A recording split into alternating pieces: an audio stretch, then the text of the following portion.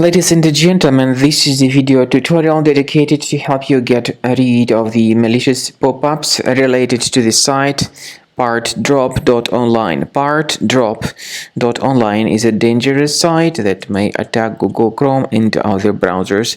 This site, Partdrop.online, basically tries to make you download some malicious file. This site, Partdrop.online, may be integrated into some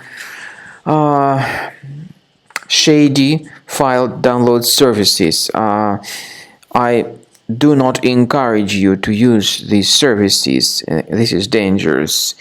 And also these dangerous services may also be related to this pop-up.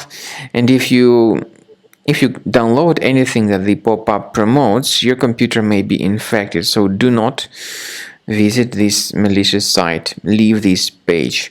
Also, I recommend you to research your system with Combo Cleaner by going to the page combocleaner.com, download it, install it, and then start carefully investigating your system with its help.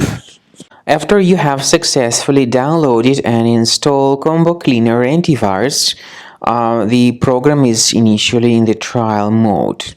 So only quick scan option is available. By the way, I forgot to mention that Combo Cleaner is available for Windows computers, for Mac computers, and for Android devices too. This information is clearly seen on the official website, which is combocleaner.com. So through this official site, you may download any preferred version, and even for iOS devices too. So all these 4 different operating systems can offer you the version for Combo Cleaner antivirus. So you need to click on this Start Scan button, and the program will begin researching and investigating your computer. First of all, the software will update its anti-malware database, which is definitely essential for proper detection and removal of any malware.